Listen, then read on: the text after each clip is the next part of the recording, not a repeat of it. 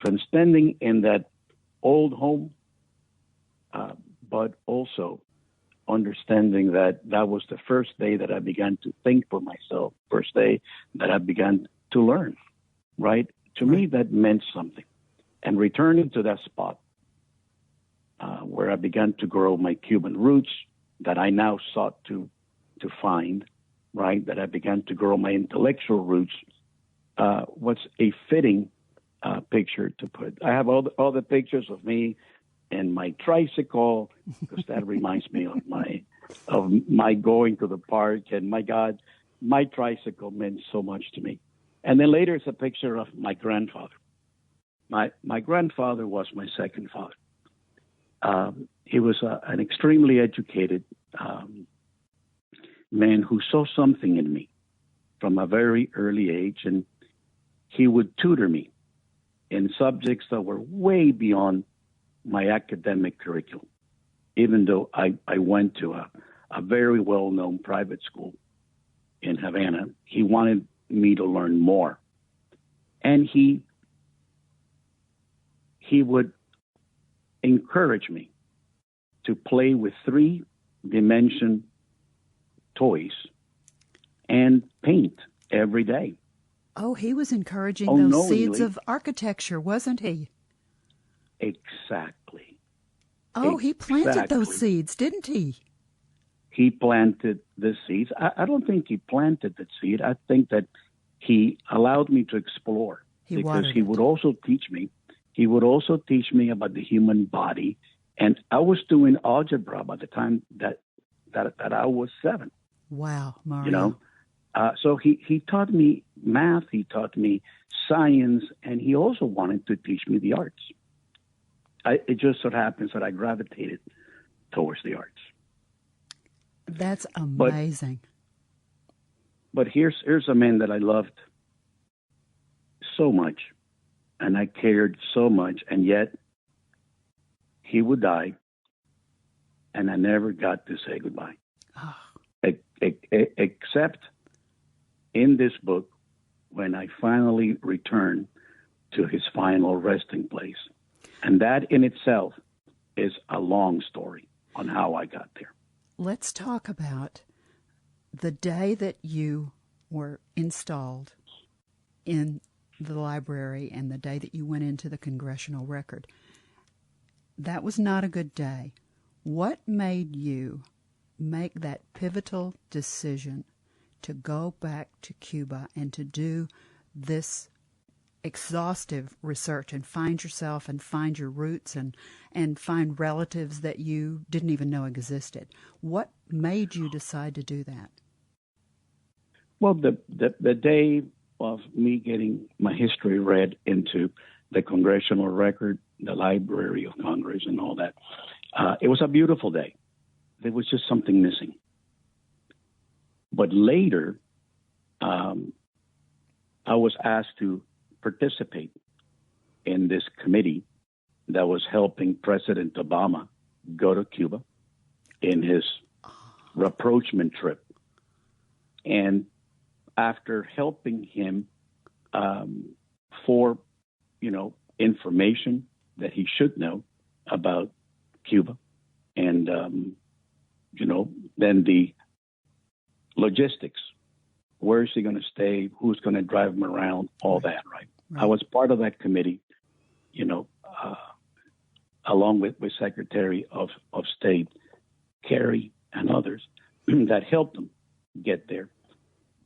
They asked me to go with the entourage that went down there, and I said no, because I did not feel right having my first time back to the land of my birth with all of the fear and loathing and feelings of the last time that I was there, the trauma, right? Sure. I didn't feel going back on anything that was political. But I sat in my family room and I watched President Obama address the Cuban and American people from Havana. And the first words that he chose was, "I cultivate a white rose." That is a beautiful poem by a Cuban poet named Jose Marti that talks about cultivating a white rose that he was going to give to his friends. But he was also going to cultivate another white rose that he would give to his enemies too. And that's how he started this. He was making peace. He was trying to reset the clock. He was trying to move forward in a new era of cooperation and friendship. And I watched this from my family room with my son. You mentioned that. No. And all amazing. of a sudden, it was beautiful. And all of a sudden, it dawned on me. If an American president can go there and can say these beautiful words of reconciliation, why not me? And that day I turned to my son and I said, Junior, I'm going back to Cuba. And then he began to cry. And he said, Pop, I've been waiting for you to do this. Wow. How old is your son? Well, he is now 35. And how old was he when you said this to him? Well, this is 2016, so he was 29. Mario, this is just so moving and inspirational. And the story that you're telling, I know it goes on, and that you tell us more about the relatives that you discovered. You tell us more about how this made you feel. And I have a question about the book. When you sat down and you began to think about writing the book itself, now this is a very personal book. This is an incident that is a big pivotal incident in your life. The whole thing, both ends, the being torn from Cuba and going back to Cuba. Both of these are major incidents in your life. When you sat down and you started to put pen to paper, as it were, or write with a computer, however you choose to write, what did it feel like to be able to get all of this information that had been stored inside you, all of these feelings, all of the emotions, all of the ideas, they must have just poured out on the page. How did it feel when you began to write the book? Well, let me first begin to answer that by saying that I never expected to find a vault. What I realized and what I never anticipated is that to find the memories of my long-forgotten Cuban childhood, I was hoping that the stimulus of going to the buildings, the places where I lived, would remind me. However, what that stimulus did was it took me inside a place inside myself where all those memories lived. I can see that. I had never lost those memories that I thought I had forgotten. I had never forgotten it. I just stopped myself from remembering. I protected myself from remembering in the subconscious vault that we all built, right? You build yours, Suzanne. I have mine. Sure. Different people have different things in that vault. Mine was a little fuller than a lot of other people's, but I should say. What I realized is that as the memories returned, as I kept breaching the vault, I realized that there were no demons. The demons were gone. The demons of long ago belonged long ago. They were no longer around in 2016 when I went.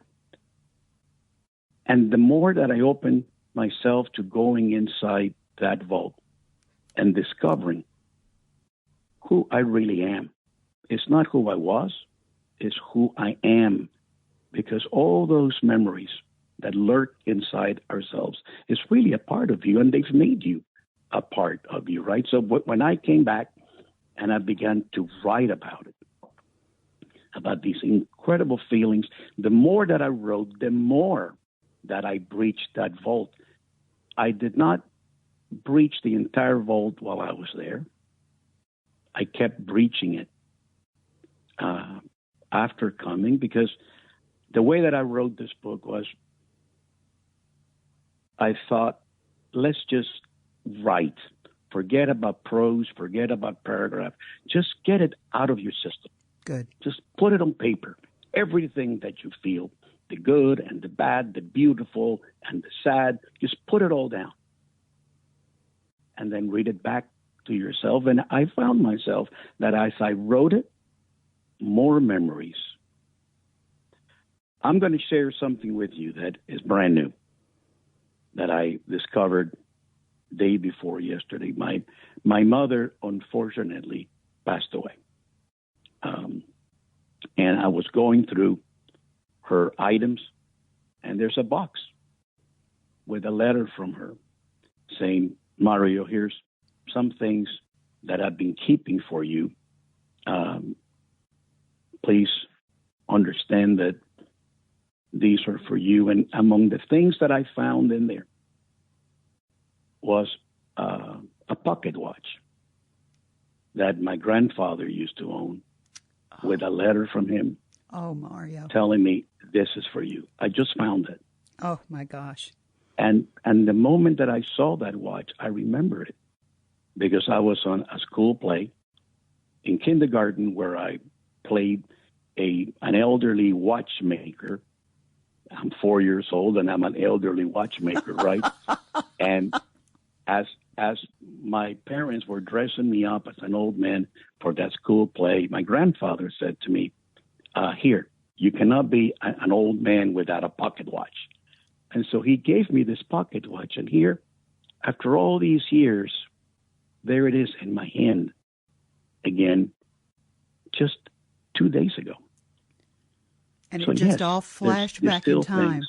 Didn't it? It just flashed back in time, and there you were. And I remember him saying that. Wow. Which I did not remember up until I saw the watch. Again, the stimulus brings you to the vault. In that vault, you have memories that you put away because they're painful. Yes. Right? Yes. Well, guess what? It isn't painful anymore. It's beautiful. Now I have this watch that meant so much to him, that means so much to me. And all that I could feel was love, not fear, just love. There are no demons anymore. It's beautiful. Mario. And that just happened again 2 days ago. Oh, Mario, this is just, thank you for sharing that story. You broke my heart with that story. Well, I don't want to break your heart, please. Well, I was right there with you opening that box and seeing that pocket watch and the letter from your mom and the Yes. letter from your grandfather. I mean, that is so poignant. Here's the bad news. Here's the good news and the bad news. You and I could talk and talk and talk. This is so interesting, and you are so interesting. You're such a good storyteller as we talk together about the book. We really need to let our listeners know where they can find this wonderful book. It's on Amazon, and I want to be sure I give them the name and do some spelling so that they can find it. All you need to do is just go to the Amazon website. When you go to Amazon, you'll see this big, sort of a beige, long, rectangular box. Here's what you put into the box to find Mario's book. The title, Journey Back into the Vault, in search of my faded Cuban childhood footprints, by Mario, Mario Cartaya, Cartaya,